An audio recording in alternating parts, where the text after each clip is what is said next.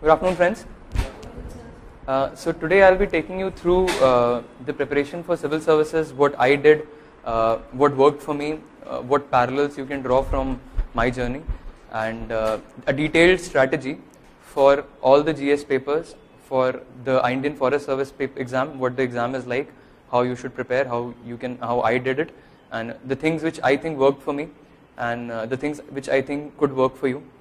And so I'll start with a brief introduction about myself and a little insights into what I did and how I prepared for this examination. So I'm basically a mechanical engineer. I'm a mechanical engineer from NIT Surat Kal, and I graduated in 2012. And in fact, the year in my college when I studied the most was my final year. And back then I had thought of preparing for civil services.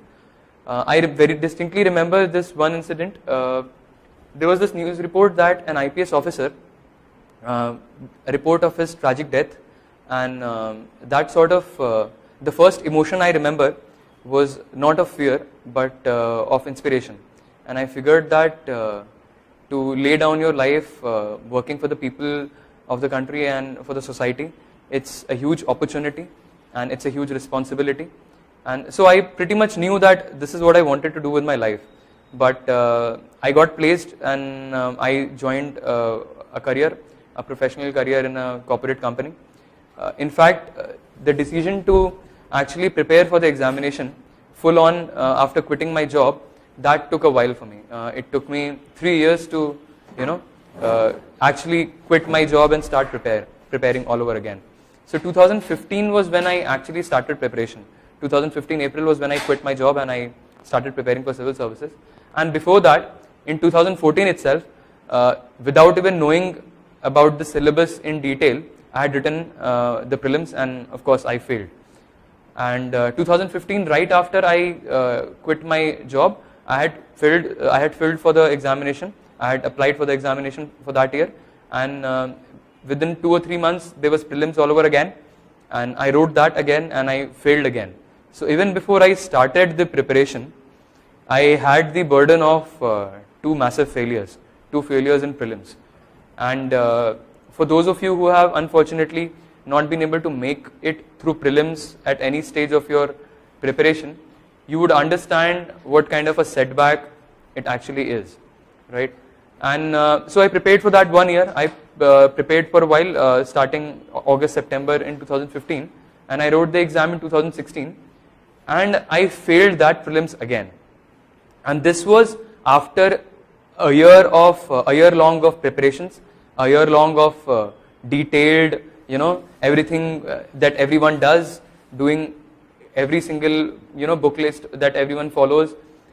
By my standards, I thought I had prepared really well, and I thought I had revised well too.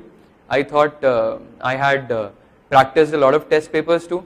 But I still failed that prelims, and that was a huge dampener, to be honest, and I could not understand for a while what went wrong. So I'll talk about how to deal with prelims in detail, but one thing which I want to tell you right at front up here is that prelims is one stage which is very tricky, and if you have not been able to clear prelims in successive attempts, it is essential that you take a step back and figure out what went wrong in your previous attempts and what you need to do going forward, what changes you need to make in the way you attempt the paper or in the way you study, because that's extremely crucial if you want to ever be in the list, because that's the first hurdle, right? So that happened. My preparation sort of fizzled out for a while. I was in a lot of stress and in a lot of depression, because there are friends who are doing great in their careers, and here you are, you've not even been able to clear a simple prelims examination. Sorry. In 2017, when the examination came, I had, right before the examination, I had engineering services examination to write, and post that I had 1 month to prepare for civil services prelims.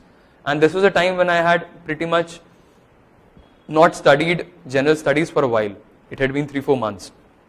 So I had a backlog of general studies, static revision, few topics I had not studied that well, and I had a lot of current affairs to catch up on, right?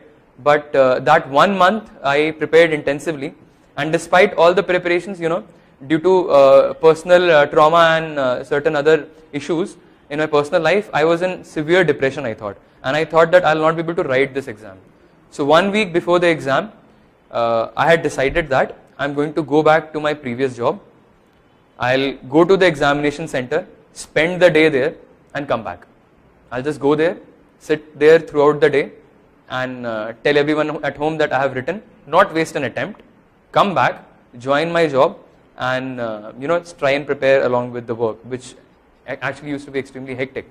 But then I spoke to this friend of mine, and we sort of rationalized this whole thing. We sort of tried to dissociate me from the entire situation, and without having to think whether I have prepared enough or not, I sort of still went ahead with a very good attitude in the examination, and cleared the prelims for the first time after all these years, and cleared it for IFS as well, right? And then I prepared for mains intensively. I prepared for interview, and I was fortunate enough to land in the final list in both the examinations. So there are some parallels that you can draw from my journey no matter where you are. If you have started afresh, or if you have been writing this examination for a while. So when you study general studies, paper 4, right, ethics, you learn about certain foundational values for civil servants, right? I think there are certain foundational values for aspirants as well. For us aspirants, when we prepare for the examination, I think there are certain things that all of us need to, be very particular about, and should ensure that we are doing that in order to make it to the final list. The first thing is hard work, okay? There is absolutely no substitute for brute force. I think this examination is something which needs a lot of hard work, which needs a lot of work, because of the nature of the examination, because of what all we have to study, right? So I think brute force is something which is extremely crucial. You have to be very desperate for success, and relentless effort. That's one thing which I think is very important, and that sort of discipline and focus. The good thing is, it is not an innate ability. It is something which you can develop over a period of time. And if you really keep at it, there will come a time when things will seem very effortless to you. Alright, so that's one thing which I think is very important. Besides this, I think this exam is a very long journey, right? You prepare for a year, almost a year for prelims, and then you write prelims, then the exam goes on for a year. So it's a long journey, and you have to have a lot of perseverance. Despite more downs than ups, which happen in all our journeys, you have got to keep at it. There is no other way that you're going to succeed in this examination. The only way that you're going to make it is if you keep at it, and if you keep going at it with the same level of sincerity as you had the very first day that you started. So this is something which I think is extremely crucial. At the same time, patience, to know that this is all going to work out. तो कहते हैं ना, इस रात की सुबह है. We have to know that this too shall pass, and we have to keep going at it. Besides this, as I mentioned, a lot of grit and determination is required. You should be completely unwavered by whatever is trying to pull you down, whoever is trying to pull you down, or whatever your circumstances are. You've got to rise above them all, and keep preparing, keep working the same day in, day out. It might seem monotonous, but that's what this exam actually is. You have to derive pleasure out of that monotony. You have to derive some sense of content, some sense of pleasure out of that monotonous routine as well, right? Besides this, I think some sort of peace of mind is very important. Acceptance that you are in this examination and you have taken upon this journey, and that you're going to make it.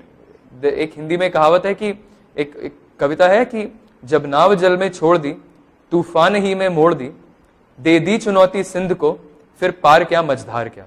So once you have now decided that you are in it, you should know that you are in it for long. You are in it for a long career in public service, which is going to be for sure more demanding, more hectic, and more strenuous and more challenging than this phase. So you will be able to make it, and you will come out very strong out of all of this, right? So these are some things which I think all of us should always remember, and we should all know that this is a cycle of dreams. Every year there is a prelims, every year there is a mains, every year there is an interview. When you slip at any of these steps, you have that lure of getting into that cycle of dreams all over again. But I think it's very important for all of us to sometimes take a step back and see where we are going wrong. See exactly what mistakes we are making. Alright. Now I'll move to detail. Also, one more thing is, we should never give up in this examination. We should know that it is absolutely doable, this examination, and each one of us has got the mental strength, has got the intellectual capability to make it. We should be confident about it and just keep at it. Unrelentless effort, smart work is the only way to actually make through this exam, right? Now we'll move on to detailed strategy. What exactly do we do as far as prelims, mains are concerned, right? I'm not going to talk about interview because that comes at a much later stage, right? I'll be writing articles about that, you can probably follow them. But as far as prelims and mains are concerned, some of you probably would be writing mains too, so probably they will be able to draw some hints, some parallels from all of that. I'll start with the prelims examination. Okay, it's very important for us to understand what the nature of the prelims examination is. So 2016 attempt, which I failed despite preparing for a year, I actually sat back and tried to rationalize what is it that I did wrong. The biggest thing that went wrong for me, where I sort of messed up, was the fact that my attitude towards the examination was absolutely wrong. I thought that this examination is an examination of my knowledge. This examination is about what I know, how well I have studied. Interestingly, this examination is about that, but it is much more than that. This examination is an extremely analytical paper, which tests how well you understand the questions, how well you solve that paper. This prelims is an examination which needs to be solved. So no matter, and because we read so much, right? We read so much of current affairs. We read a newspaper for a year, throughout a year. We read so many books. We have some idea, some inkling about almost everything. This examination is about leveraging all that knowledge and trying to solve each and every question that is posed in the examination. Now I'm not talking about some sort of wild guessing for every paper. What I'm talking about is a detailed analytical approach using which you can solve this examination. So we'll come to that approach. Let's first talk about the book list. I'll tell you the book list and the sources which I followed. So I was pretty much regular with one newspaper, that was the Hindu for me, and I used to make detailed notes using that. Okay, and I'll just give you an insight into how I used to categorize this information. The thing is, in prelims there is a plethora of information, right? There is a plethora of concepts. There is a plethora of topics which are asked, right? So, and we every single day, on a daily basis, we come across a lot of this information which is relevant for preliminary examination, right? The problem is, how do we categorize this?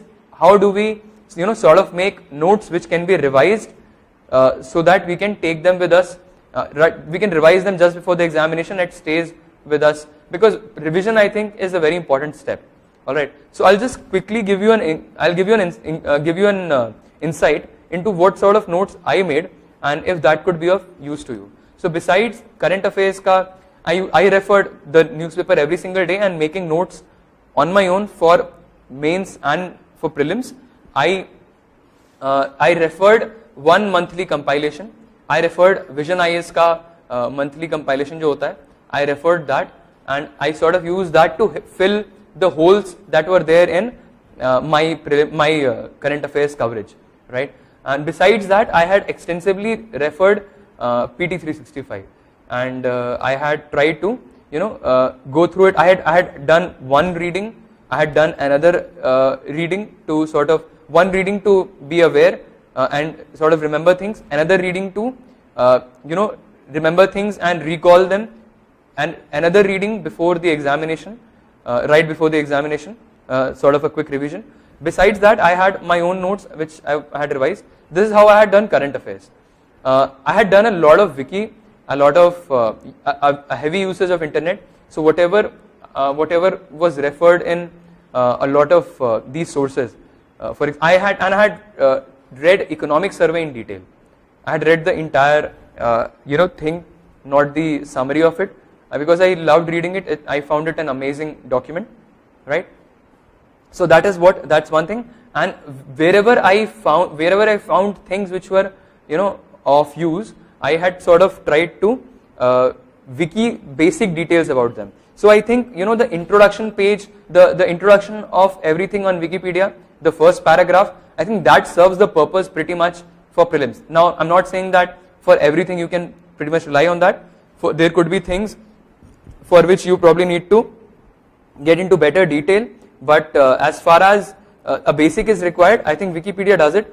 And GK Today was a very good source, about whatever I had not covered in newspapers or my compilations, etc. GK Today had a decent article about most of the things, right? So this is how I prepared for my current affairs. Besides this, the static book list that I followed, starting with history. History, I read the Modern India NCERT, the old NCERT by Mr. Bipin Chandra, and the Spectrum book by Mr. Rajiv Ahir. These were the two sources. Art and culture I had done from multiple sources, from ancient and medieval old NCERT, from new NCERT on fine arts, CCRT's website, and Nitin Singhania sir's book as well. So that preparation was pretty much from a lot of sources. Besides this, polity, I think Lakshmikant is good to go, is one-stop solution for polity. And geography, I had done NCERTs from 6th to 12th, all new NCERT. I had done that. I had done them, revised them a couple of times, once or twice. So that was that. And besides this, science and technology was largely from newspapers and the relevant topics in the current affairs. For environment, the one most concise and precise source which I absolutely love is the biology NCERT of class 12. So there are chapters on environment which are extremely concise, and they pretty much talk about everything that is asked in the examination. Besides this, there is a book, the Shankar book, which a lot of people follow. That is also a good book, and I had done selective reading of that book, right? And besides this, environment is pretty much current affairs oriented. I'll show you how I had made notes for environment and etc. etc. Besides this, a lot of questions are asked from international relations, right? Which is again a very current heavy topic. I'll show you how I tried to sort of categorize all that information in one place. So this was about the prelims book list. Did I leave anything? Did I leave any subject? Economy, yeah. Economy, the old NCERT, the new NCERTs of 11th and 12th were the first source. Besides this, a lot of newspaper, a lot of Earthpedia digging.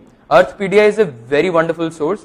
Earthpedia is a website by officers from Indian Economic Service, and it was the go-to source for me for everything related to Indian economy.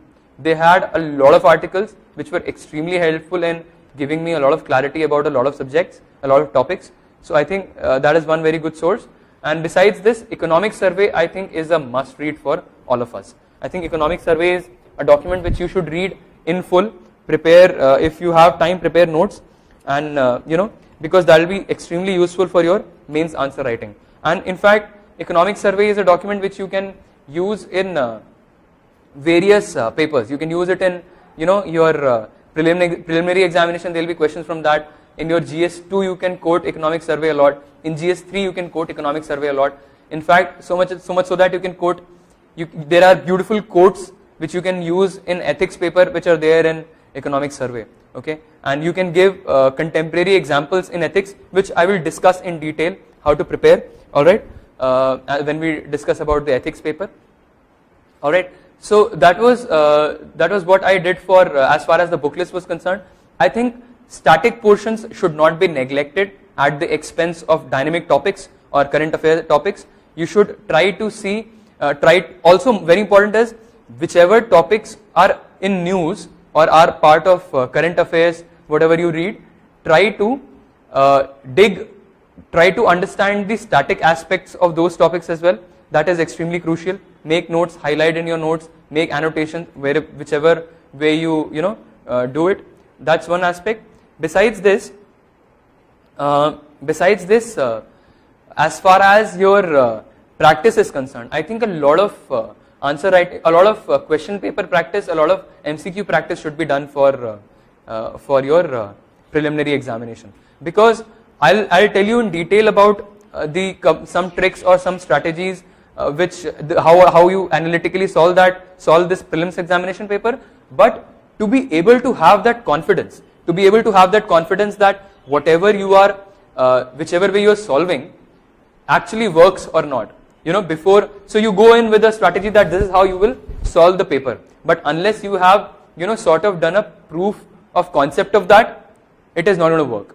So you should know that if you make intelligent guessing, if you solve questions analytically, say 3 out of 5 times you are able to get it right. And that should be enough. 3 to 4 times if out of 5 you are able to get it right, that is when you know that you are going in the right direction. So test practice A helps you understand if there are holes in your prep, right?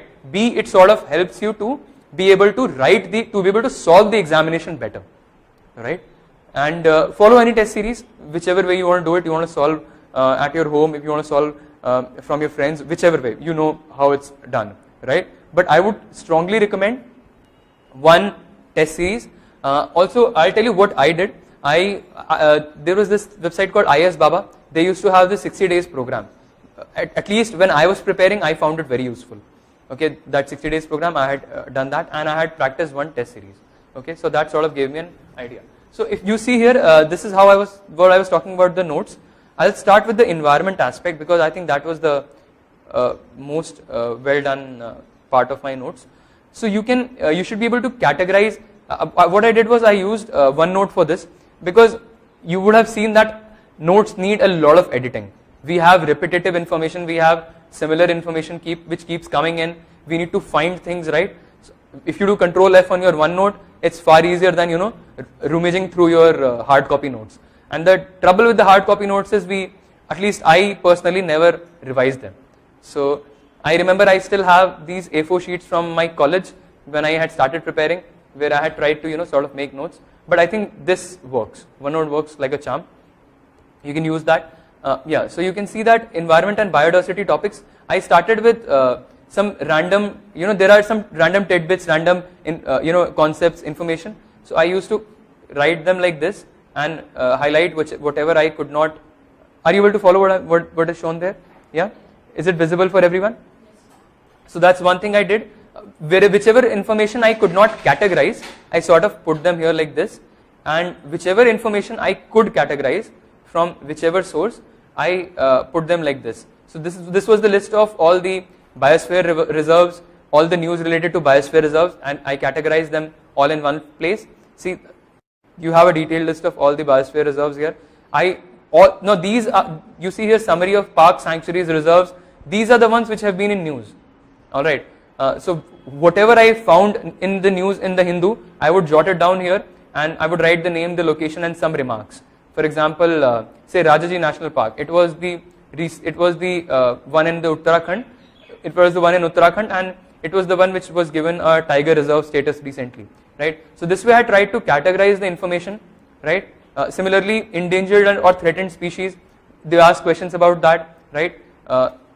So this is how I had tried to categorize all the information. What species, a picture, what is the status, what habitat, where it is found, some remarks regarding that.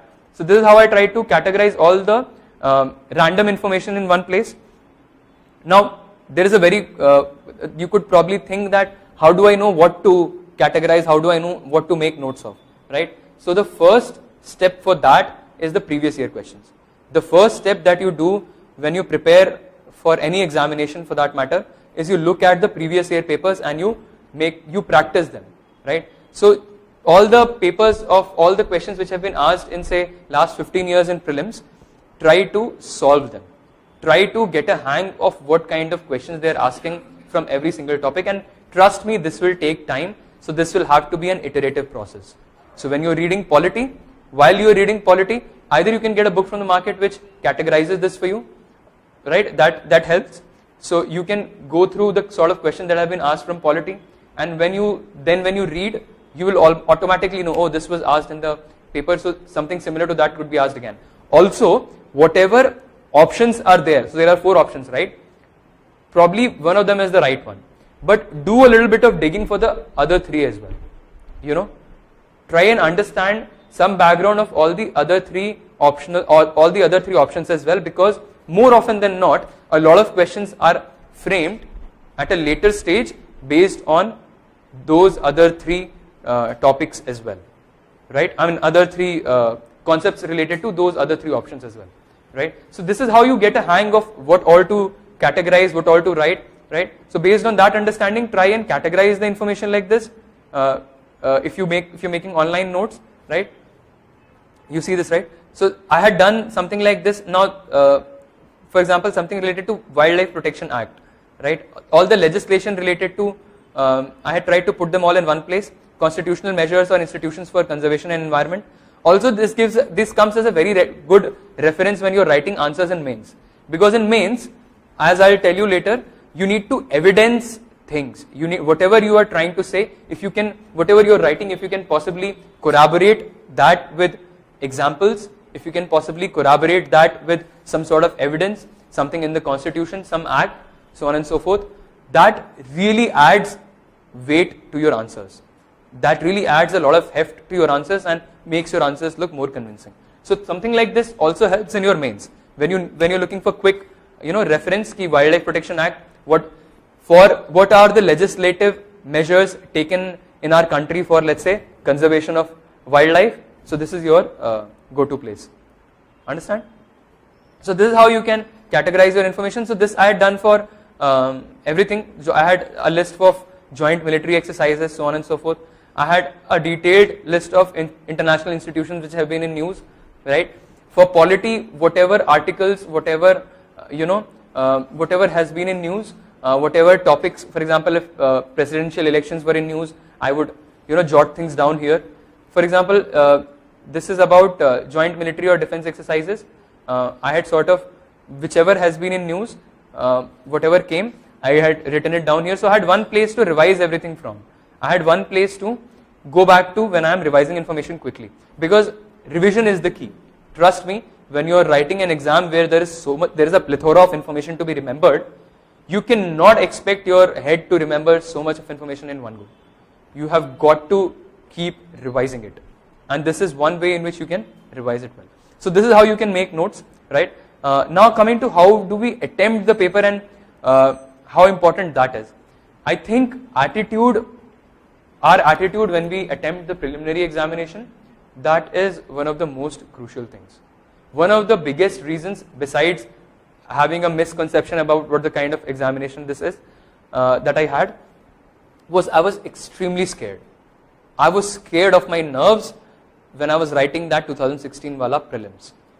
I had raised the stakes for this examinations so big in my head that I was actually skeptical of writing answers, because I thought excuse me, because I thought I had not prepared well enough, and whatever answers I'm writing, I'm going to do them wrong, right? So our state of mind and our attitude and confidence is extremely important. We should know that we have done whatever could have been done, and because this is what the exam actually is.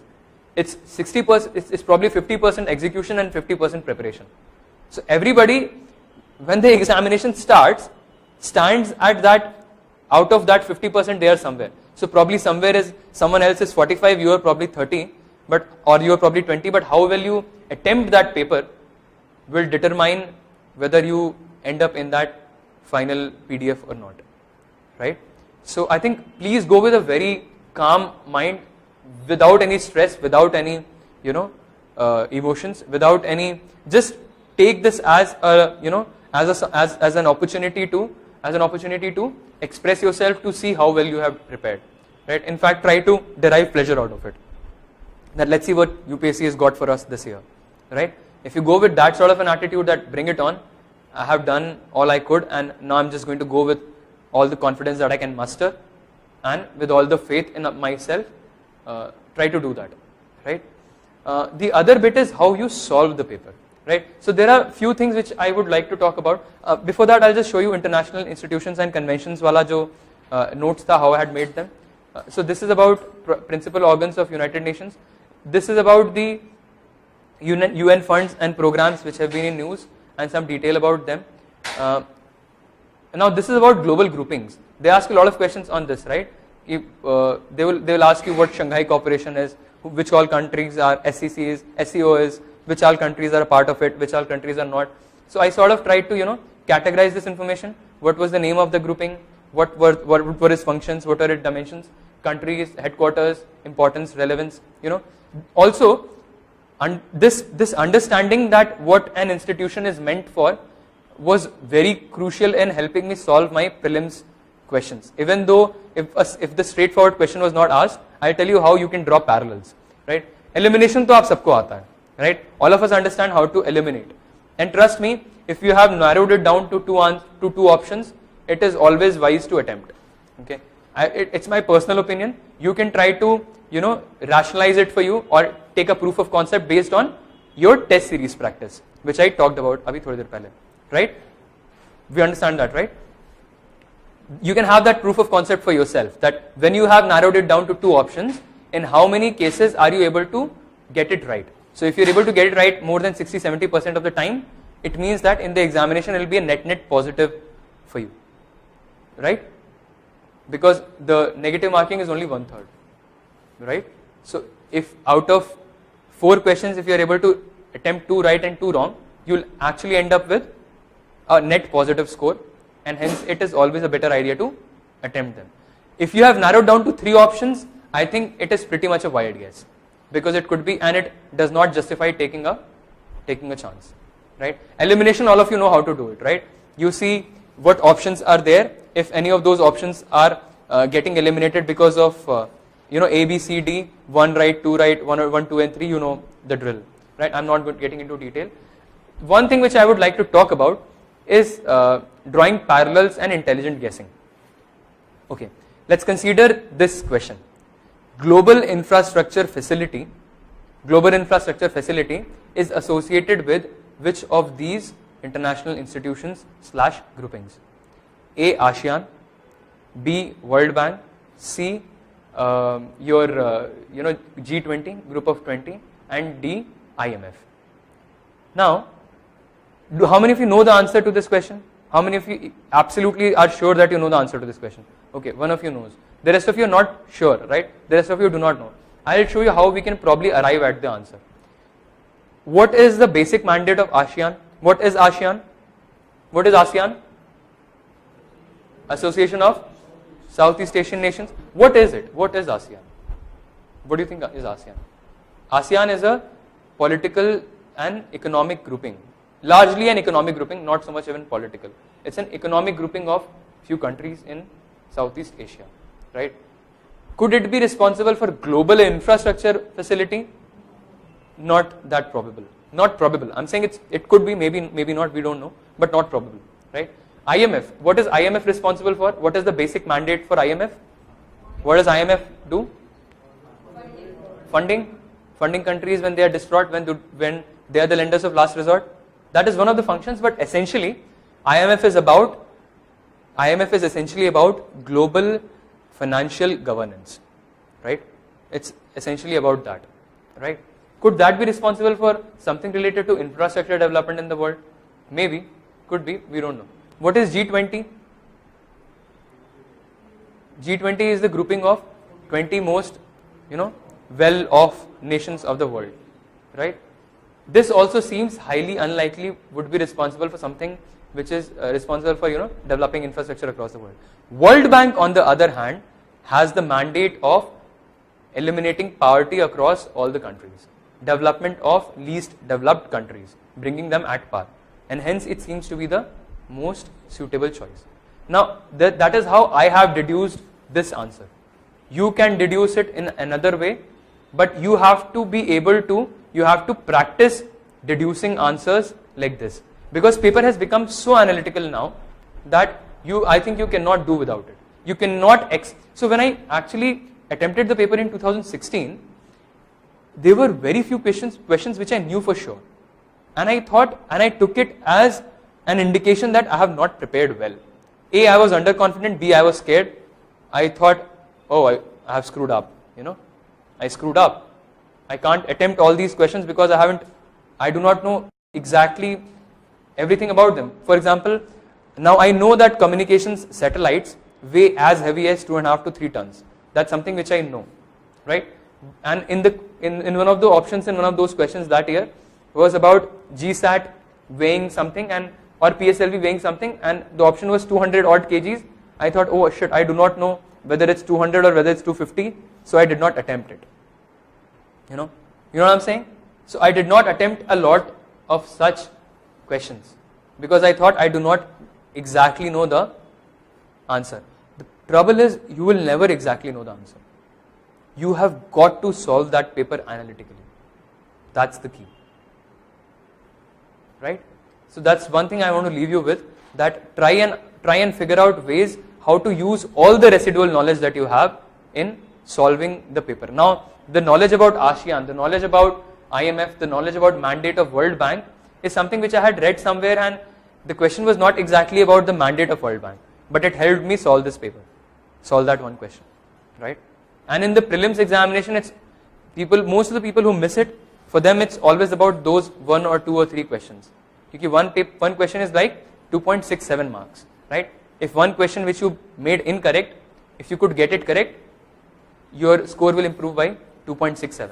0.67, that negative which has been deducted from your score, and 2 is what you could have actually gained in that. Okay? So this is about how you attempt your prelims and how well you study for prelims, right? Moving on, now we will talk about a detailed strategy for GS1, GS2, 3 and 4, these papers. I will first talk about a general book list for all these 4 papers. Yeah.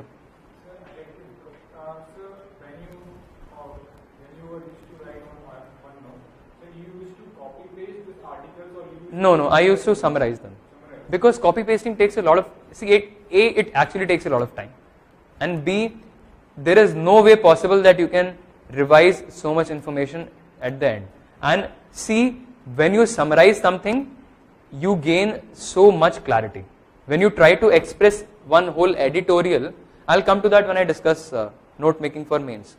When you summarize that one whole article in 3 lines, you realize that the moot point of the article was these 2 or 3 arguments, and that is what actually stays with you in the end, and that is what you actually remember when you write the answer. Okay? So I would strongly suggest, if you are making notes, do not reproduce. Note making, the entire idea is to express it in your own understanding, in your own words, right? We'll discuss that in detail when we discuss note making, right? In prelims, I think I had attempted around 88 questions, 86, 88 questions. That is what I had attempted.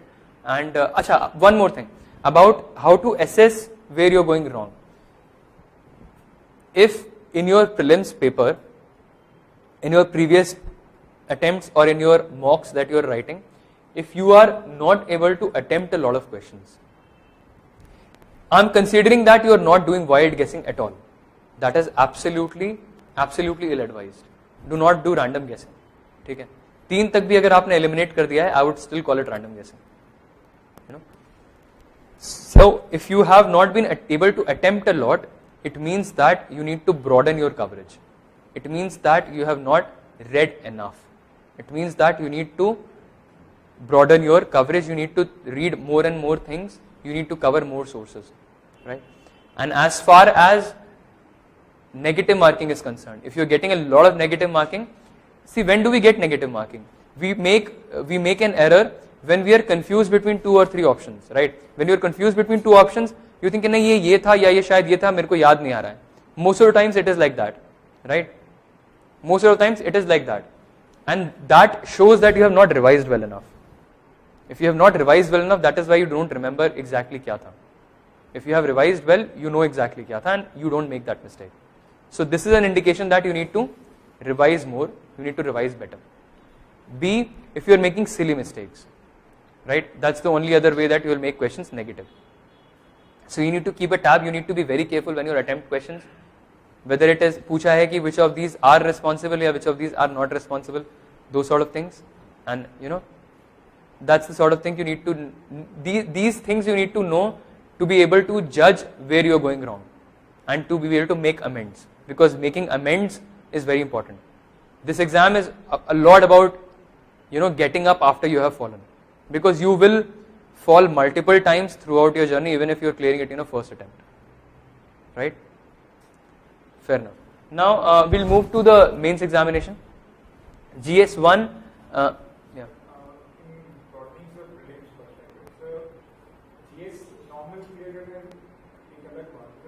So all that I have told you abhi will help you raise your score, and when your score increases, you will be able to clear the examination for IFS also, because the cutoff for that will be 15 marks higher.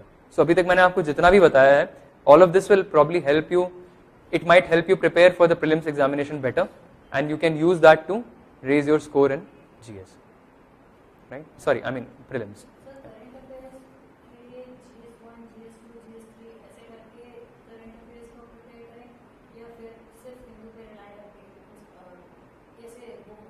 हम will discuss that, current affairs GS के लिए कैसे करना है, I discuss that in detail, ठीक है? तो book list पे मैं GS1 में नहीं जाऊंगा, मैं GS1 to 3 में I will not talk about specific book list, because मुझे लगता है कि उसकी नॉलेज आप सबको है, ठीक है? And I will also be writing an article regarding that, so you can refer that on my blog. GS paper मतलब जो बुक लिस्ट है ना, वो लार्जली सभी लोग वही फॉलो करते हैं. Everyone pretty much follows similar book list. I'll tell you a couple of sources which I found really good and which I think a lot of people miss at times, right? For example, for GS1, I think the old NCERT of Bipin Chandra by Mr. Bipin Chandra is really nice, because it gives a very good theoretical perspective. A lot of people end up reading only spectrum.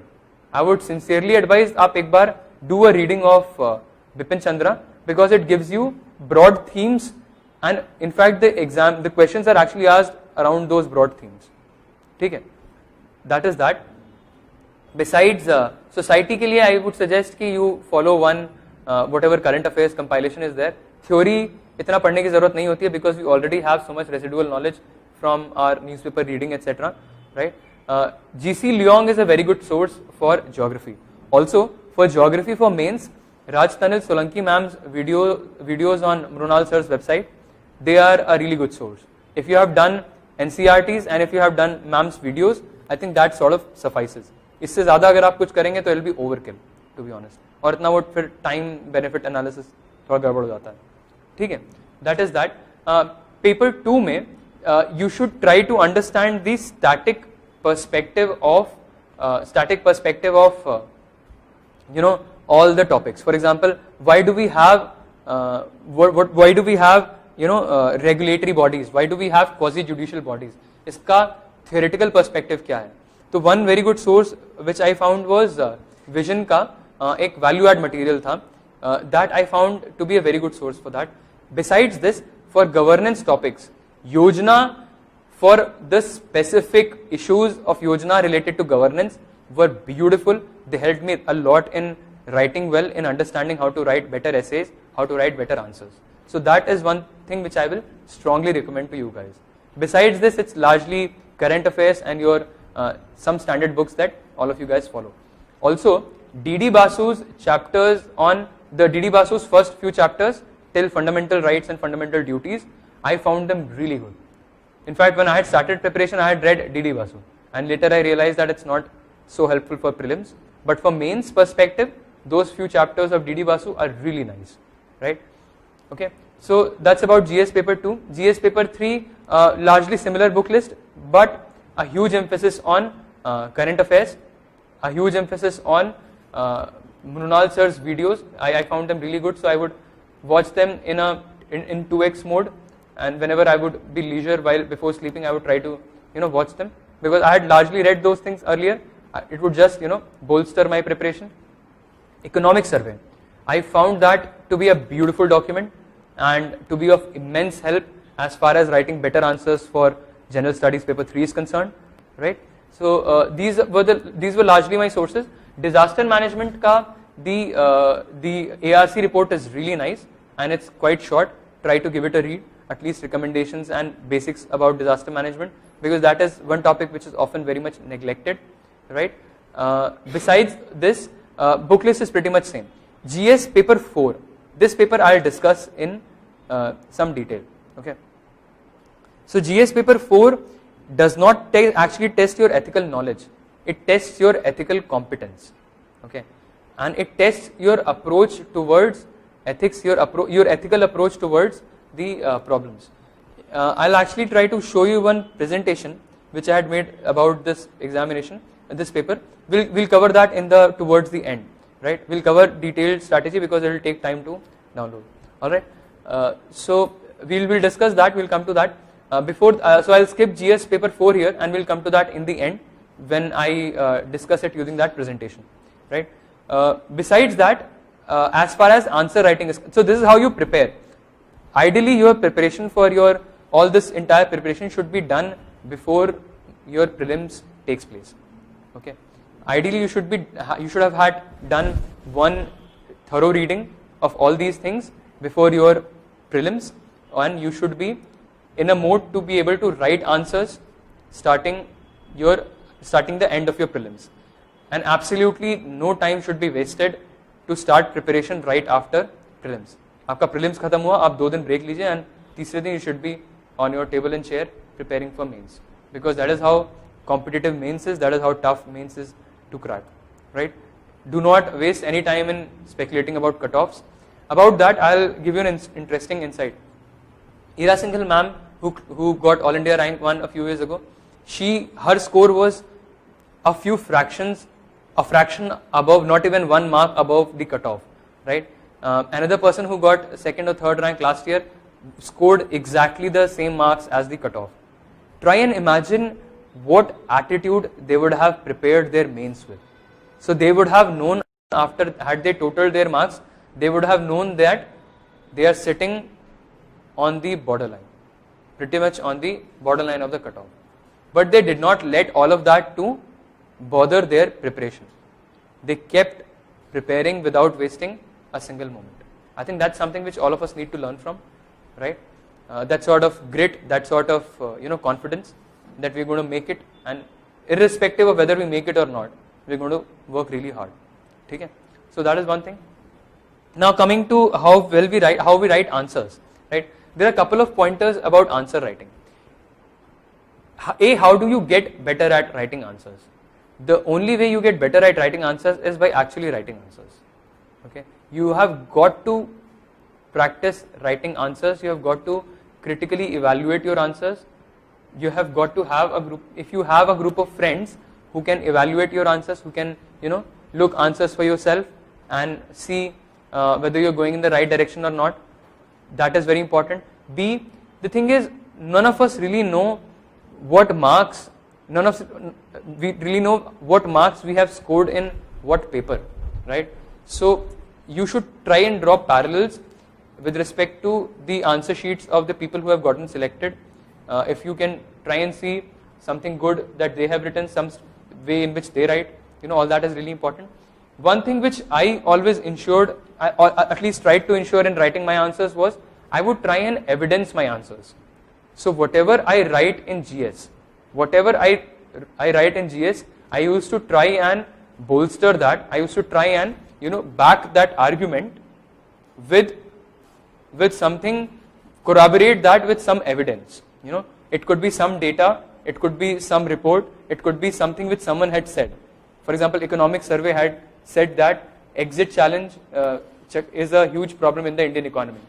That section 13(1)(d), which is about bureaucrats favoring status quo, is that impacts decision making in the polity, right?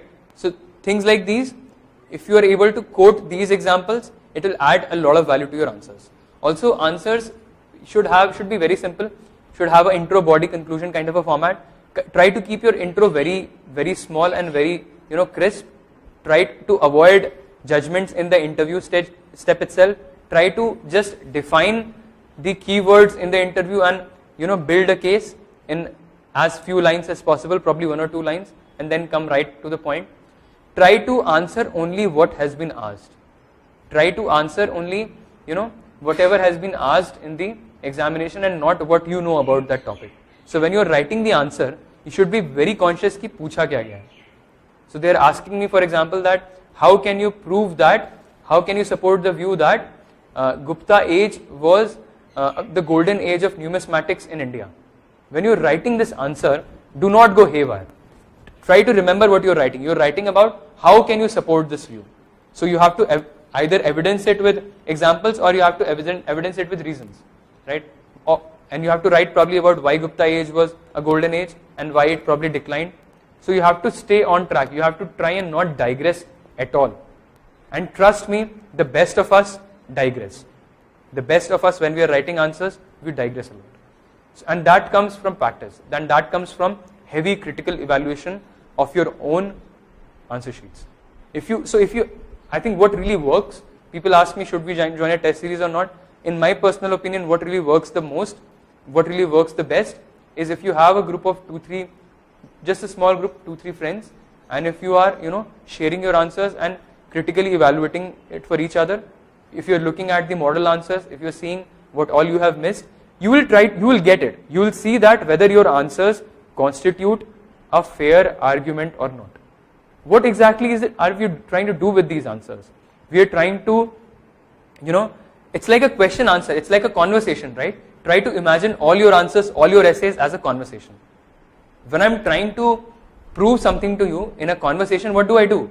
I mention the pros, I mention the cons, I try to make a balanced opinion, I try to avoid extreme situations, I try to portray a pragmatic way forward, an ethical and pragmatic way forward, and then I try to conclude कि हाँ ठीक है, हमने बात तो कर लिया इतना कुछ, you were saying that, I was saying this, these are the pros, these are the cons, but eventually this is what it stands at. Essentially answers are that, and that comes from practice, right? So you've got to be able to do that a lot, yes. So that is how you become better at writing answers, right? Corroborate things with facts, with figures, with evidences, with reports, and a lot of answer writing practice, right?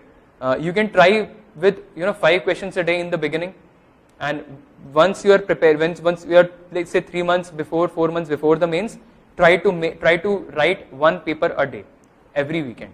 Sorry, not 1 paper a day, I meant 1 paper every weekend. So you write 1 paper on a Saturday, you write 1 paper on a Sunday. That is how much practice it will take, and essentially this examination has now become a lot about how well you write about what you know, because you would see that the questions are very, very basic. So the kind of value that you can add by reading more is less than the kind of value that you can add by writing better and practicing more. Understand? So that's that about it. Besides this, I think one thing which really helps in answer writing is usage of a lot of illustrations. So I'll quickly try to take you through. So I had in all my papers from GS 1 to 4 to forestry examination to my forestry was my optional in IFS examination, the other optional, the first optional being my graduation subject mechanical engineering, which was my optional in civil services as well. So in all these papers, throughout the papers except barring essays, I had made a lot of illustrations, I had made a lot of diagrams, I had made a lot of maps. And I think that really, if we are able to make illustrations, if we are able to express things through diagrams, that sort of shows a lot of clarity on our part.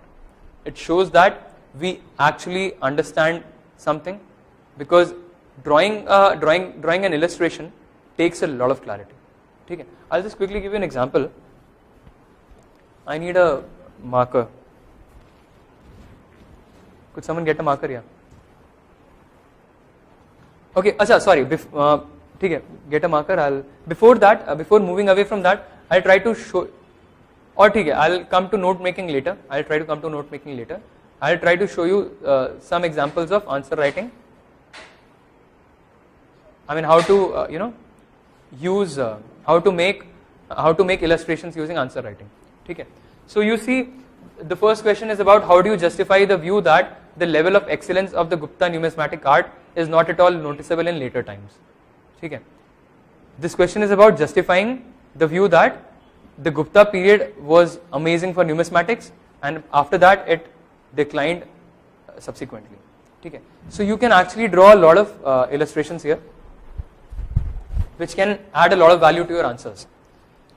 So have you guys read the NCERT about जो ancient NCERT है of ancient NCERT of ancient India NCERT, right? Yeah. So do you remember something about a Gupta coin? Do you remember one? What was that? So they had a trade with Roman Empire. That they did. That a lot of people did. That Harappa also did. Right? There also coins were quite cool. You know, what I'm trying to say is in that book, in the NCERT, you will find there was a coin which had Samudragupta playing Veena. Do you remember that coin? All would have seen that. Punch marked coins were there, right? You know what punch marked coins look like? Punch marked coins look something like this. You know, so these were punches. So this is how the coin looked like. You know, this is how that coin would look like. This is a punch marked coin. If I show this on a time scale, ki how did the art of numismatics evolve? If this is my time scale, I can write that this is my time scale, and I can show what lies where. So Gupta Empire was roughly around till around 3rd century CE, right? So you can say that this time period is around, let's say this is 1st century CE, right? This is 3rd CE, right? Or after Christ, actually 1st century AC, 3rd century AC, right? This is let's say 6th century CE, 6th.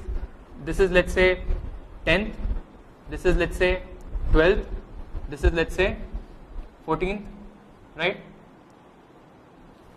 Here you can talk about what kingdoms there were,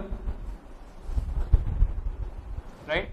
Here you can talk about quality of coins or numismatics. So you can start with when Kanishka and all that period, when we had a lot of Greek influence, and when coin making actually started in India, right? Gold coin making started happening, punch marked coins started happening. So you can show that this is how the coins looked back then. You can write some detail about these coins, how were these coins nice. You can write about how the coin making reached its zenith here. You can show that coin where Samudragupta is playing Veena, right? And from here on you can show how the Sultanate coins actually had no images, because Islam forbids depiction of human beings, right? So you can show that there were only inscriptions in these coins, and the quality of coins declined later. You can show how the metal used in the coins sort of declined, right? Earlier it used to be gold, then it became other copper, silver, etc., right? Gold and silver earlier used to be there, then there used to be copper, bronze, other metals, etc. So you can show all these things on a time scale, right? This saves a lot of effort in your answer writing, right? B, it shows a lot of clarity. Understand? So this is one way you can add illustrations. Do any of you want to ask me anything about this? Absolutely. You can draw a map of India here. You can draw a map of India here that, which shows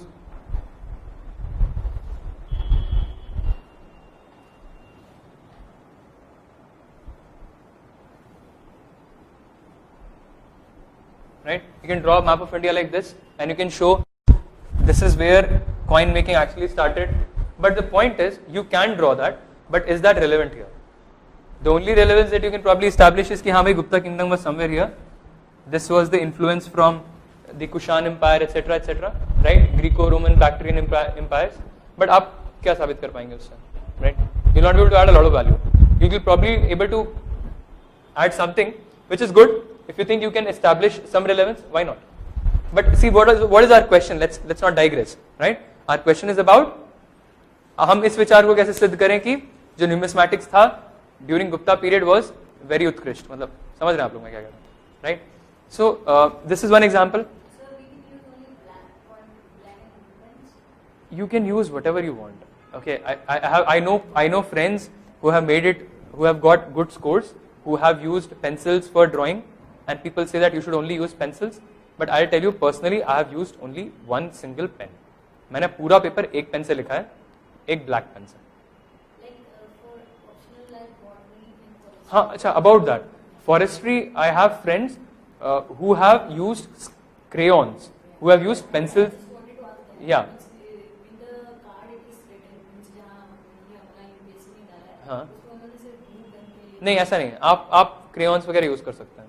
I know a friend, Satvik, I tell you his name, Satvik had used, वो मेरे आगे बैठा था exam में, and Satvik came with a bunch of color pens and it sort of intimidated me, you know, and he has got very good score. Satvik got in one of his papers, he got 155 out of 200, which is an amazing score, if I'm not wrong. Okay. Yeah, if you've been doing that in universities, and if you're fairly fast with it, if that does not compromise your time for writing answers, why not? It's a great thing. So a lot of people say that why you should write, answers with you should draw with only pencil and not pen. I think that's not true. You know, I think you should do it with whatever you feel like, whatever you are most comfortable with. Okay, so that's one. So you see this question here. What problems were germane to the decolonization process in the Malay Peninsula? Abhi, to be honest, I did not know this entire answer. Okay, and I did not want to write something which I did not know, and I did not want to, stretch my imagination. Achha, and this is one thing which I have done in all the papers. I have written only what I knew. I have written only what was relevant. I did not take a leap of imagination कि हाँ भाई maybe this is that तो इसका ये होगा. I did not make speculations at all. I tried to keep it very relevant, and I'm telling you only what I have done and what worked for me. ठीक है. In fact, in my GS1 paper, I had to leave few questions completely. एक cryosphere वाला question आपने देखा होगा अगर, that question I did not know. So I sort of knew कि वो हिमखंड बोला है, probably it's the polar ice, probably something related to that. I know that अगर ice होगा तो low pressure होगा, low pressure high pressure मतलब there would be some sort of winds flowing, those winds will impact atmosphere and all that.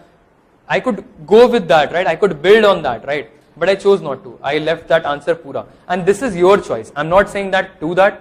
I'm not saying that don't do that. That's your choice. Because I was not comfortable, writing something cooking something up. Okay, right?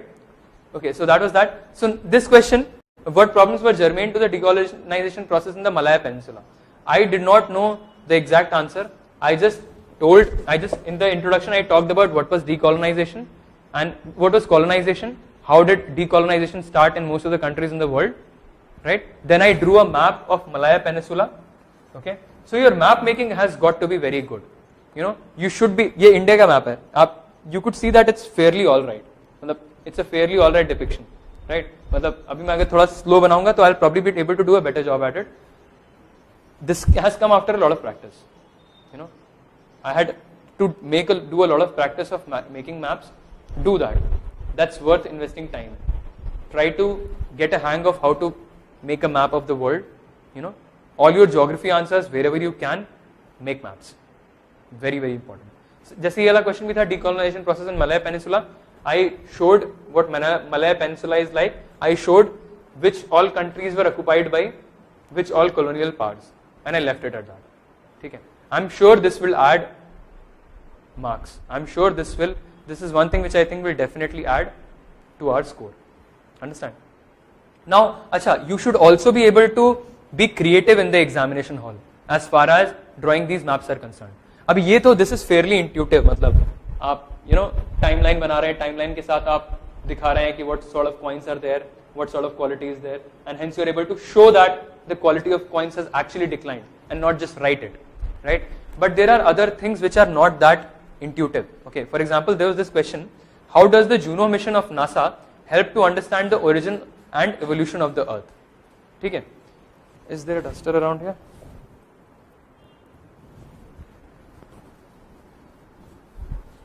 So the question is कि जो NASA mission है Juno, how does that help us in understanding origin and evolution of the Earth? ठीक है. What I did in this question was I actually had drawn solar system.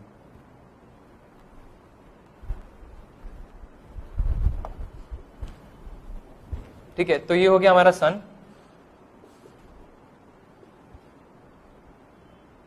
Mercury हो गया छोटा सा, mercury, Venus, Earth, Mars, similar size, right? Then you have all the, so these are known as terrestrial planets, right? These are all known as terrestrial planets. ये सारे terrestrial planets हैं आपके, right? And starting Jupiter are the Jovian planets, right? So what I had shown with this was I had shown how solar flares were there, okay? How strong solar flares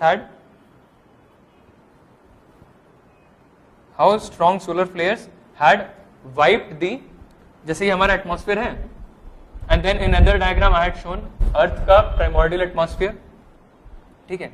Let's say this is our Earth and this is the primordial atmosphere. Primordial मतलब जब when the planets were recently formed, right? There was some atmosphere that we have. It is known as primordial atmosphere, right? This is the primordial atmosphere. And how solar flares had stripped Earth and all the terrestrial planets of this primordial atmosphere. But these solar flares were not strong enough to reach Jupiter. So Jupiter retained that primordial atmosphere, right? And when Juno goes there, Juno will pick samples of primordial atmosphere, bring them back and help us understand how. So you see how there is a missing link in our understanding of evolution of atmosphere on Earth, right? We have the atmosphere which has evolved post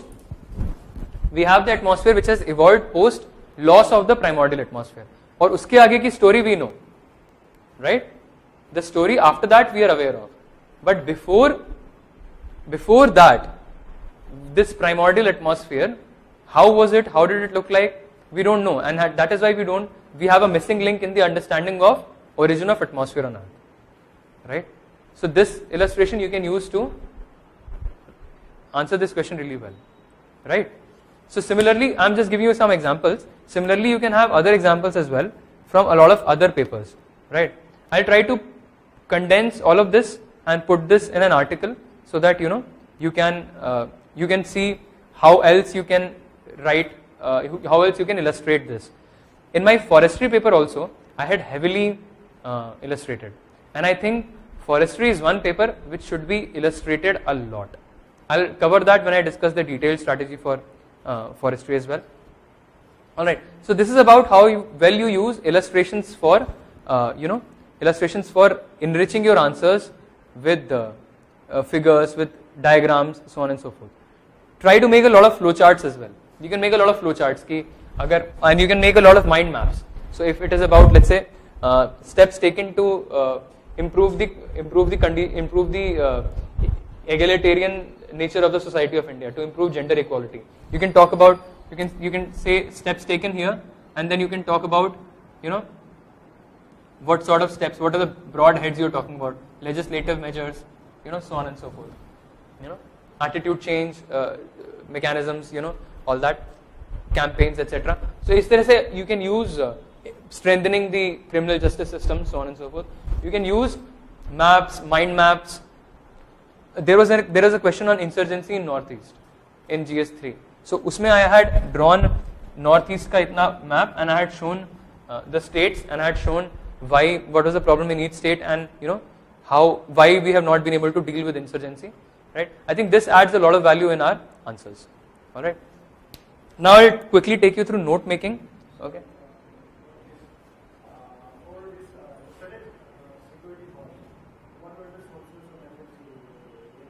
So internal security के लिए there was one book by an IPS officer. I'm not able to recall that. Sorry? I think that one book I had read. It's a short book. I think it's barely 80-90 pages. It's a very good source. That and all the current affairs work that I had done. Largely current affairs and static aspects from that. Right? Please interrupt me whenever you feel like asking a question.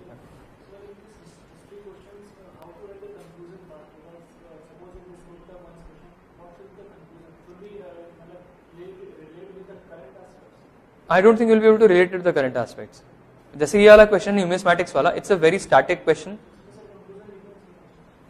I think whenever it talks about explain or whenever it talks about discuss or whenever it is asking you to list the reasons, there you don't have to write a conclusion. But when it is asking you to critically evaluate, it demands a conclusion because it's saying critically evaluate करके बताइए आप. Critically evaluate मतलब आप favour में सोचिए, आप against भी सोचिए, and then you write, right? So that will definitely call for a conclusion, right? Fair enough?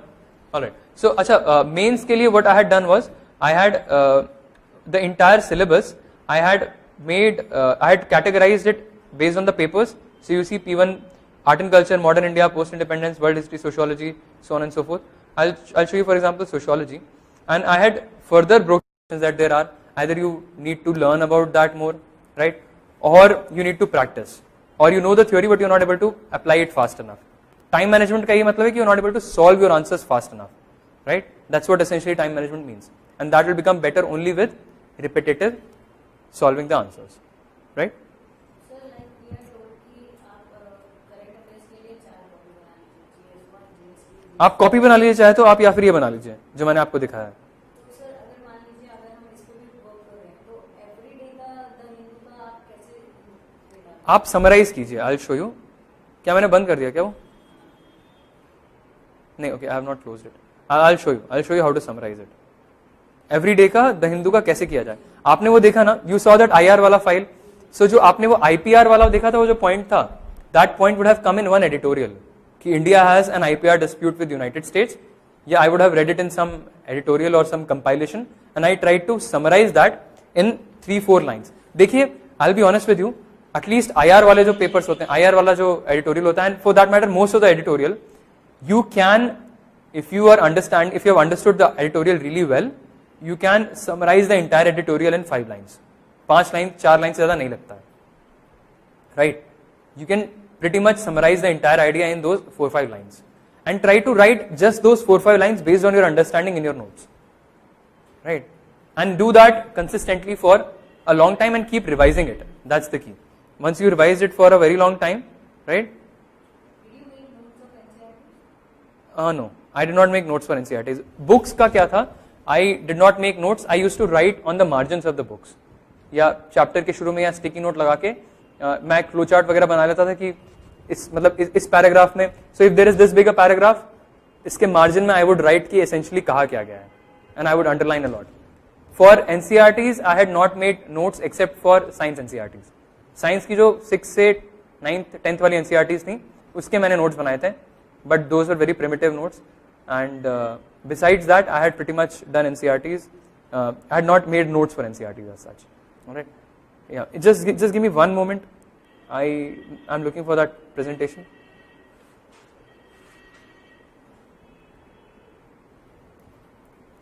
Yes, sorry.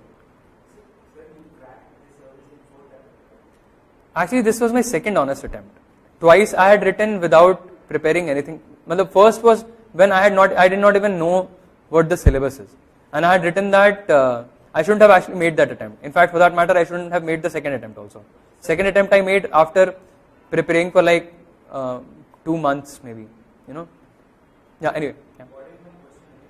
You cracked in the 4th attempt. Sir, is it possible to crack in the very first attempt? Of course. I believe that your first attempt is always your best attempt. Unless you have screwed up somewhere like me, your first attempt is always your best attempt. Sir, before attending your session, I have been to a couple of other session also practice services. Sir, some say that I'm not expecting any absolute answer from you. They say that don't bring any issue. As someone is doing hard work and giving you the compilation, why can't you do that? Sir, in this kind of time, what we should follow? See, I would suggest if you want my I'm telling you the one question.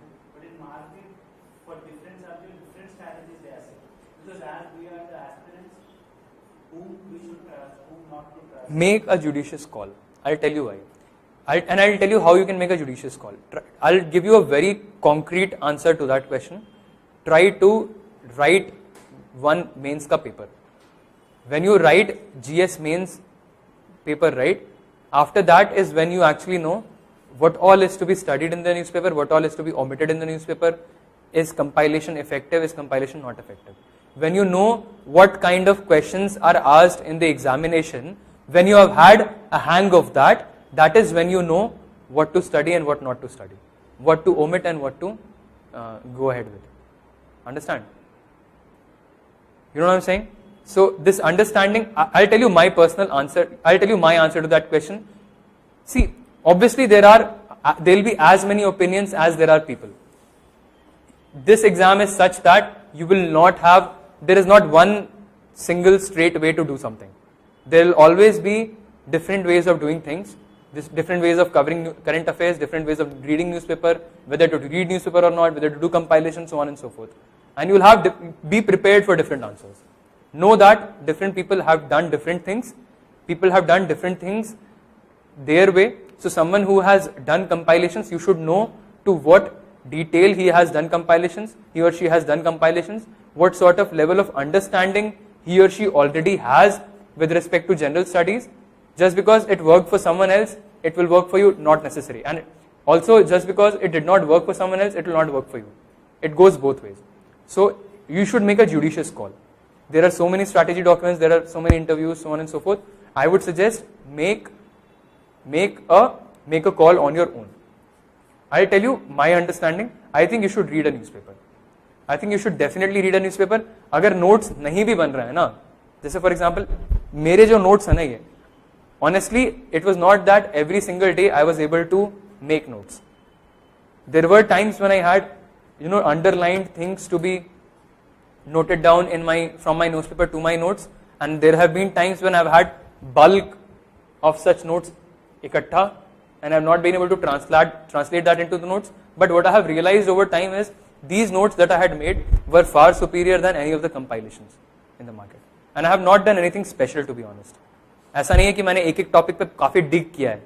It's not like I have dug details on every topic a lot and उस सब से मैंने कुछ खोज के I have put it in my notes. General जो newspaper में आ रहा है, based on my understanding, I have written it, I have made notes, and a lot of times I have found them superior over the compilations. So if you want to go through that, go ahead, do it, see if it works for you or if it doesn't. Try doing it for yourself. If you're able to get time, if you're able to do it on a consistent basis, great. If not, decide now that you are not going to do it and you're going to rely on compilations. Okay? Did I answer your question? All right. As per, like, if you were now in our situation, standing in the month of August, it's going to end, what will be your strategy if you are just... For mains. If you are just writing the pre. See, strategy as such कुछ नहीं होता है, ठीक है? Strategy कुछ नहीं होता है. You should know what books to read. You should know how to practice. You should know what sources to refer. वो सबका अलग अलग है. See, I don't know what state of affairs is with your optional. I'll tell you मेरे साथ क्या था. My optional was extremely demanding. Okay, so before prelims, all that I was doing was my optionals. General studies was at the back burner. Okay, and I had to do a lot more in less time in general studies, and that's how I did it. Ideally, you should be able to finish your optionals by say November, December. You should be able to finish and this is not like you are doing only your optional. This means that you are doing your optional as well as your general studies. You're not leaving newspaper, right? And if you're a fresher, you are doing some bits of your static general studies books also. And general studies from the point of view of mains, you should be probably done by Feb, March, right? And then whatever time, 2 months, 2.5, 3 months, you think you need for prelims, or 1 month. Some people prepare for prelims in 1 month and still make it. Some people prepare it for 3 months and they don't make it. It's a personal thing. Okay? Based on your comfort level, devote 2 to 3 months for pre-preparation and practice, and then uske baad mains ek baar once you clear your prelims, फिर तो it's all madness. Okay? Then there are no time limits. So this should be a way forward, I think. by November, if you are able to cover your optional really well, and by next year March, if you are able to cover your GS mains paper really well, and then the rest of the time for prelims, I think that works. Of course, this is a plan. This never worked for me. I couldn't do this till the last moment. So I remember 5 days before my mechanical mains exam, I was still making notes. Whatever I was reading, I was making notes. मेरे को लग रहा था मैं notes तो भी बना रहा हूँ, मैं revise कब करूँगा. But it all works out. Trust me, you've got to keep going at it with a maniacal, obsession, and trust me, it will work out.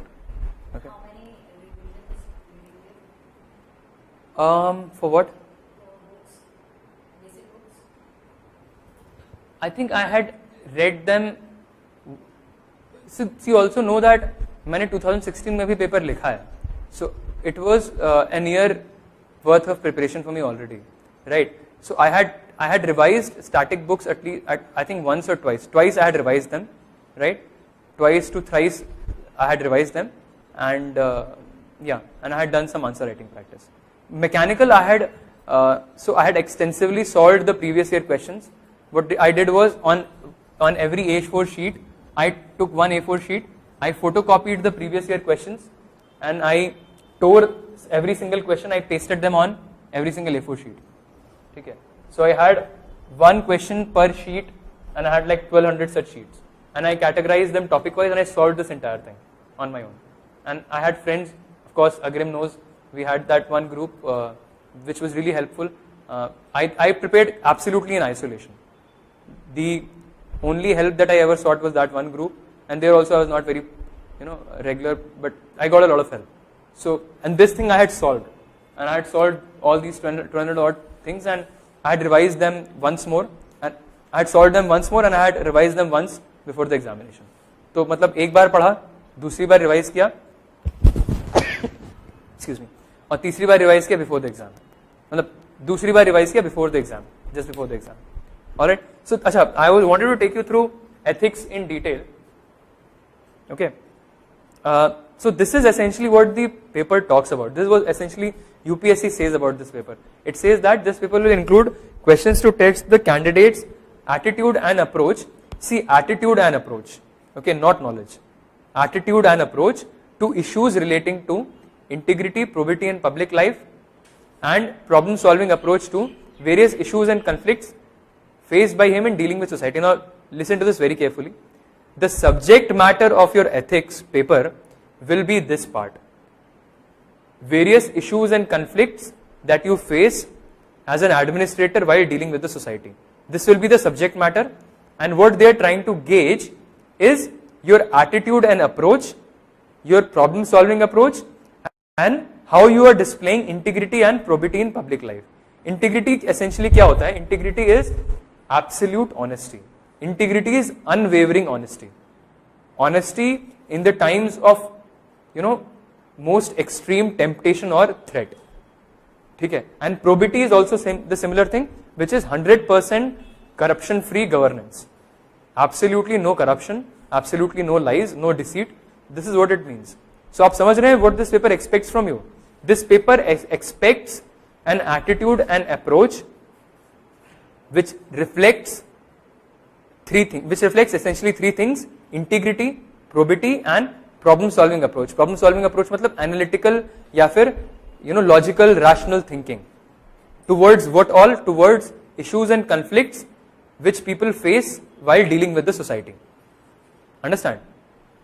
Now this is the syllabus. I had sort of classified this entire syllabus into these 8 pillars. Now I'll come to the nature of the examination. Okay, I think this is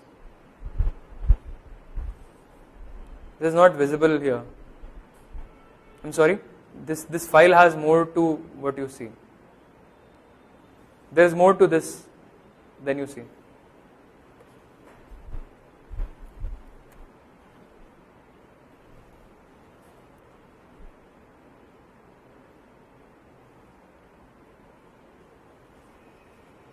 Is there anything else that you guys want to ask me? We can take the questions till then. Sir, in clearing the exam, you need to clear all the things failures in 1 year. Is everything focused on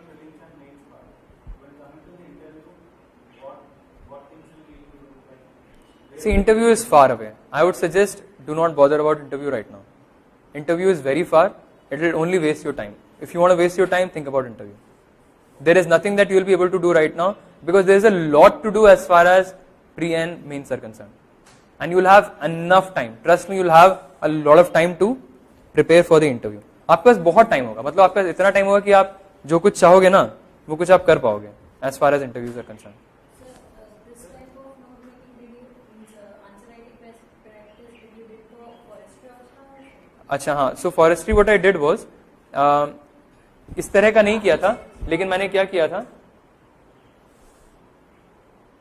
ठीक है, we are digressing a little but still what I did was forestry के जितने भी previous year questions हैं उनको मैंने Manikandan book has already categorized them as chapter end questions.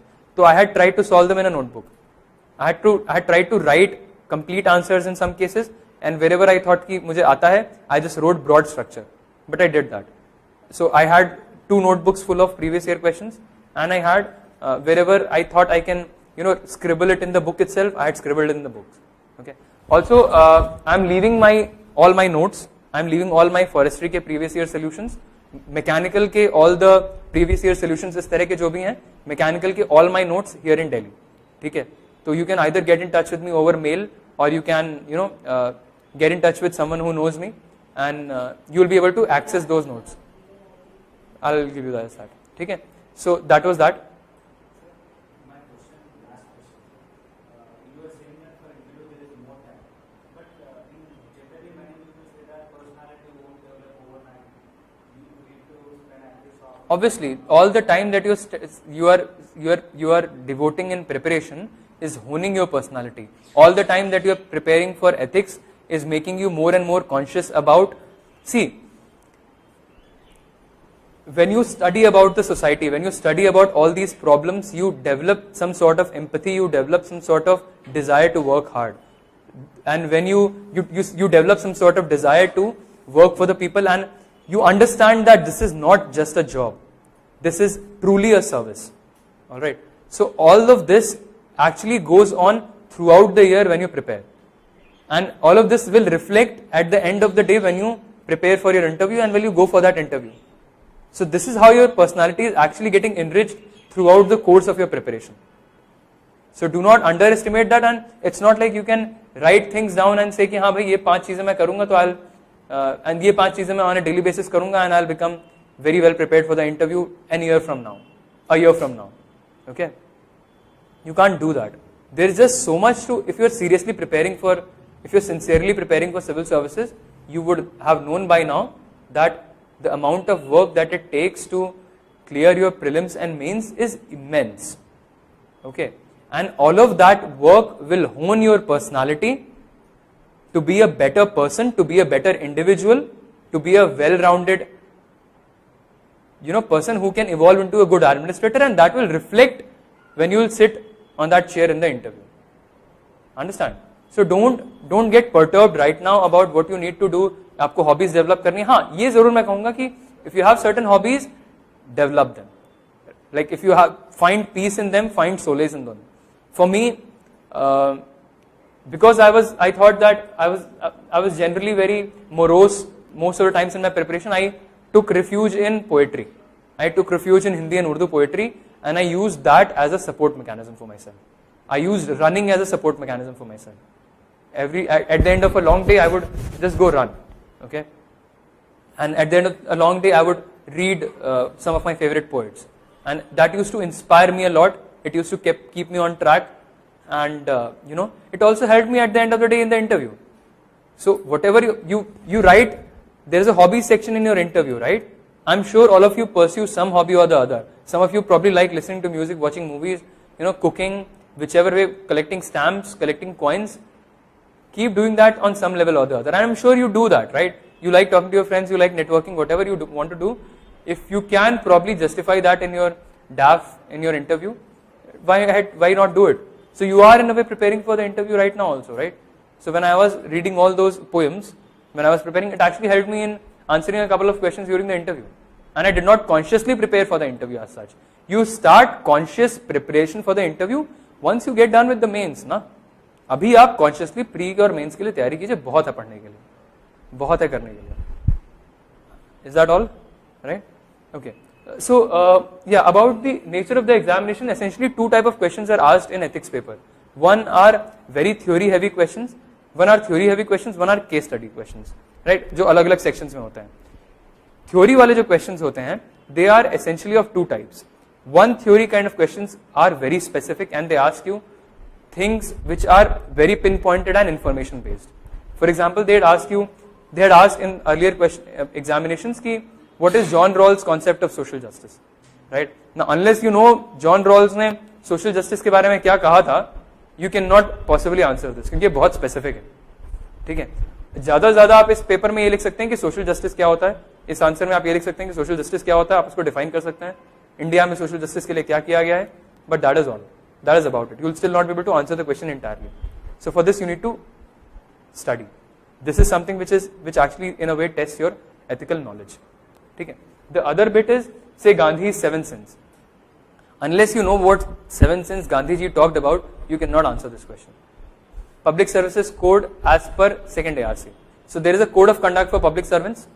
If you know what code of conduct is, what is its relevance, you can probably talk something about it. Yeah? But if you do not know the specifics of it, you cannot answer the question entirely. So there are some of these questions. Also, please note that the nature of the examination has become such that they do not ask such specific questions a lot anymore. पूछते हैं लेकिन इतना नहीं पूछते हैं, ठीक है? Do you understand this? But so this is one kind of question that they ask. तो इसके लिए आप लोग कैसे प्रिपेयर करेंगे? इसके लिए you will have to read about ethics का theory थोड़ा बहुत, which you will find in various books and various online sources. The other part is questions about understandings. Okay, now these questions talk about all these terms in the syllabus. This is our syllabus, right? This is our syllabus, right? So you should have your own take on. You should have a clear understanding of what every single term in the syllabus means. You should have a very crisp, a very clear understanding which you should be able to express in as few words as possible. And that if you are able to express something in as few words as possible, it reflects how well you have understood that. So ethics में ये बहुत जरूरी है. You should be able to clearly understand, for example, what ethics are, what morality is, right? So on and so forth. And for example, empathy, right? What exactly is empathy? What does empathy mean to you? Have you reflected empathy in your life? You should have anecdotes from your life ready, right? For every single term, for every single thing that you study. You should have things related to current affairs which come in the newspaper. You can talk about them in a detailed manner. You can give those references in your ethics answers. I'll give you an example. So for example, this need to clear my exams somehow, even if by cheating. Parents, teachers, society all told me not to cheat, plus fear of cheating. This is something which is about ethics, which is something about morality, which is individual notion of morality, which is about conscience, right? Which is about how you acquire values through various agents of socialization. This is an example which you can quote in your answer, right? For example, what does a good life mean? What does our understanding of good life comes from? Where does it come from? Is it about money, cars, houses, holidays, etc., etc., or is it about happiness of others? Small is beautiful. Now I'll give you an example. UPSC had actually asked in one of these years, what does happiness mean to you? Right? So you see what I'm talking about? This exam is going to be a very personal examination, as well as you have to know the ethical implications of everything in the current affairs. You can draw a lot of parallels. For example, India's stopping flow of Indus to Pakistan in response to terrorism. This could be one stand. While being empathetic to the lives of neighbors is also another stand. So इस चीज को आप कहाँ coat कर सकते हैं? इस चीज को आप कोट कर सकते हैं in international morality. इस चीज को आप कोट कर सकते हैं in human values. इस चीज को आप कोट कर सकते हैं about how parochial self-interests are not above larger human values and global governance, right? आप लोग समझ रहे हैं मैं क्या कह रहा हूं? You can see other examples also. For example, practice of sati as a tradition and Raja Ram Mohan's riot crusade against prevailing social norms. So how exactly ethics and human interface हमारा एक topic है. उसमें you talk about how your society influences your values, right? How your values develop, and how sometimes your conscience and your internal, moral compass is against what the society says. This question has also been asked in UPSC. आप यहाँ पे example दे सकते हैं कि Raja Ram Mohan Roy went against the current, right? So you should have a lot of examples from history, a lot of examples from your own life, a lot of examples from current affairs. Whatever you are reading in current affairs, please try to keep an eye open and see where it fits in your ethics syllabus.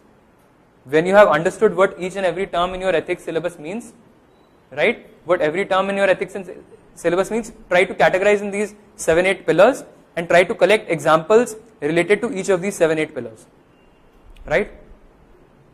I had done this in a hard copy format. इस case में मैंने hard copy format use किया था and I used to scribble things in my notebook.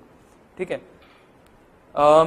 So basically, this is how the paper is like. Now, what should you actually do to do well in this paper, right? First is time management is going to be extremely crucial. You're going to have to write 6 case studies and 13 theory questions in 180 minutes. Even if you try and complete all your case studies wala section in 1.5 hours, you'll have to write 13 theory questions in 1.5 hours, which is a very mean task. Okay, it's quite tough. Also, you should have a broad ethical approach in writing all your answers, because otherwise, if your inherent approach is unethical, it will reflect in the paper. You can lie only for so long, because once you start writing, your true self starts coming out in the paper. Okay, and you will see that your answers might become ethically compromising. Also, do not contradict yourself. For example, if somewhere in the paper you have said that empathy is a very important value for you, okay, and in a case study, there is a case study where an old lady comes to you at 7 p.m. and you have a conflict between two values. One is empathy and one is maintaining office decorum, office discipline, not having a bad precedent. If you choose latter over empathy here, and you have said that empathy is one of my strengths in somewhere else, you're contradicting yourself. So ये कुछ basic चीजें आप लोगों को ध्यान रखनी चाहिए, and time management will be extremely important, and herein lies the importance of practice. I would strongly suggest there are 5 ethics के papers already asked by UPSC, 13, 14, 15, 16, 17, right? Try to solve those papers on your own. Unless you do that, you should try and do that, otherwise, and that will really help you in fetching more marks. So as I mentioned, ethical competency is judged and consistency in thoughts is judged. There should be consistency, there should be no contradictions. Besides, your answers should reflect qualities which are desirable in civil servants. What are the qualities desirable in civil servants? Dedication to public service, empathy, emotional intelligence, transparency, accountability. All your answers should show that you have these qualities, right? And when you write answers, you will see that, how you can probably reflect these qualities in your answers. Besides, clear understanding is very important. ये जितनी भी चीजें मैंने आपको बताई हैं, जितने भी syllabus के terms हैं, if you have a very clear understanding of every single term in the syllabus, where it comes from, what is its relevance for you and for the world, only then will you be able to express it in as few words and as effectively and as clearly in the examination. Alright. Besides, this is very important. Achha, last part, evidence is what it means to us and the world. Whenever you are answering a question, if you are able to substantiate it with some anecdote of your own life or something related to current affairs, it will add a lot of value. Okay? That is that. You can make diagrams. In one of my mocks, I think I had made this diagram about social contract. Ki if there are people here and there is government here, people surrender some of their freedoms, okay, in exchange of rule of law.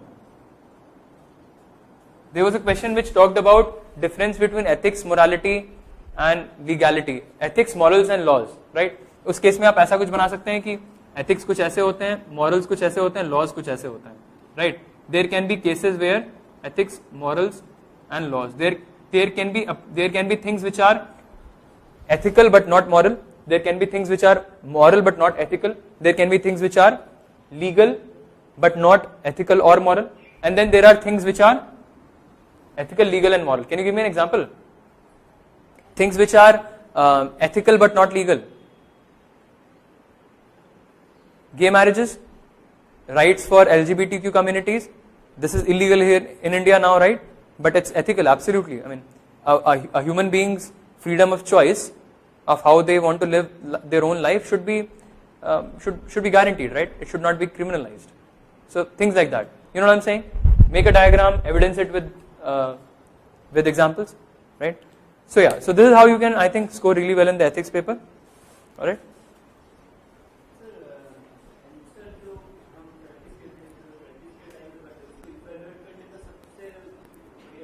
बढ़िया तरीका ये रहेगा कि आप एक तो आप खुद भी देखिए अपने आंसर्स, आप खुद भी समझिए कि पूछा क्या है, आपने लिखा क्या है, मॉडल आंसर में क्या लिखा है, ये सब चीजें आप एक तो देख लीजिए. दूसरा, अगर आप if you are able to get if you're able to make a good group of friends who are preparing together, that really helps. If you are preparing in isolation, that is also okay. I prepared absolutely in isolation, almost absolutely in isolation. The only that I had was I had Ashish Bhaiya, I had some friends like Srinivas, Amit Bedwal Bhai, Agrim, couple of other fellows who with whom we have formed a mechanical ka ek WhatsApp group which had absolutely zero nonsense and a lot of value add. Okay? So you can have something like that for your optional, maybe for GS2, maybe if that helps, if that works. I think that really helps. When someone else reads your answers and tells you that, see, your introductions, you are trying to take a lot of time. Yeah, I remember this one guy, he told me that I am taking disproportionate amount of time to come up with a very cool introduction, and hence I am not writing the body well and I am not writing conclusion at all, which was the truth. And when you read your answers also at a later stage, you figure out that where you can improve in answer writing and so on and so forth, right?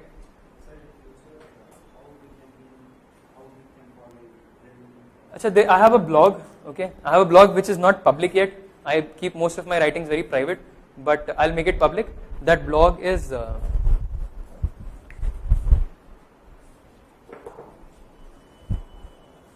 where do I write?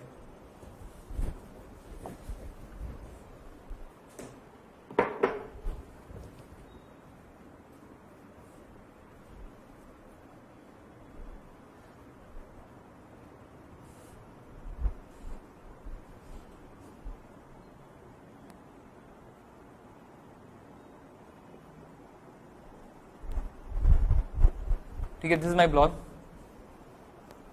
You can get in touch with me through this. Okay.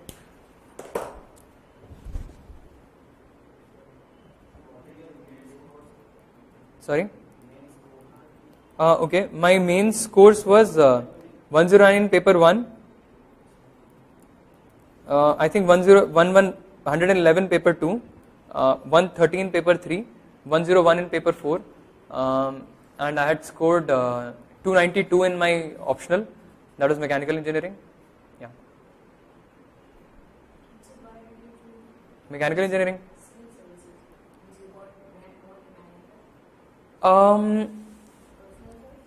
Yes, sort of. Not very personal. I mean, IAS was always the dream job. I always wanted to be, because the sort of difference that you can create. IFS is a great service, and IFS is an amazing service, and I'm fortunate enough to have landed up in rank 1.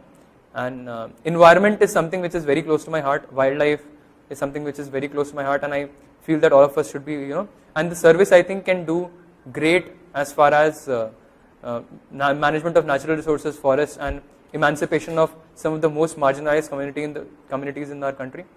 It was sort of a personal choice. I mean, largely because I thought that as an IS officer also I'll be able to contribute more, and there'll be more diversity in my work. I'll be able to learn more things and not just stay in one domain. So that was one of the reasons. Yes. Yeah. Sorry.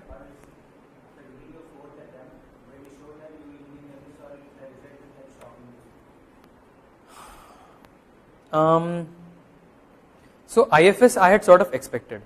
IFS I had expected a lot, because I thought my mains went really well. I thought, and I had prepared consistently for all my papers, and that sort of reflected in my marks in forest. Like I was fortunate to have consistently good marks in most of my mains papers. So I had expected, but I of course did not expect that I'll get a very good rank. I was thinking that I might be able to make it, and in civils also I thought that I might be able to make it. So yeah, you never know, really. Once your marks comes, and only then you are able to rationalize what all you did, and okay, from all these things that I did, probably these are the things which worked. It's always a lesson in hindsight, right? Because I could pretty much be sitting here and preparing for the exam all over again.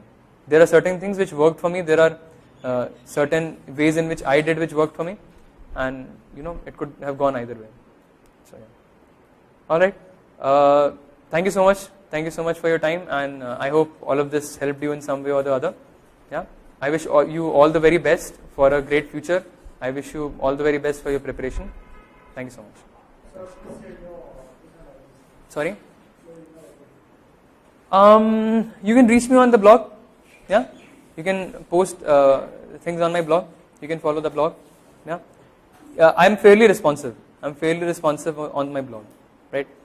Because if there is a specific question, okay, I'll give you my email ID. My email ID is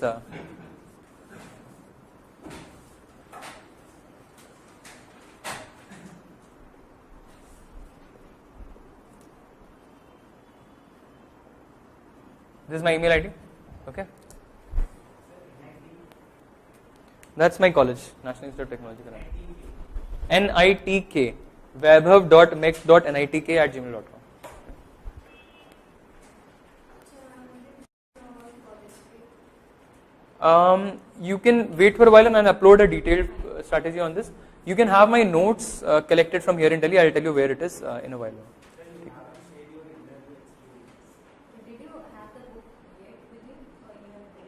Sorry? My copy of Manikandan is where I have left it, and you can access it and actually take pictures from, take pictures of the previous year answers that I have made on the back of the, after every chapter end, there was some space and कुछ questions मैंने वहाँ solve किए हैं. So you can take pictures of that. That book you will be able to find. I'll tell you where you can find it in a while.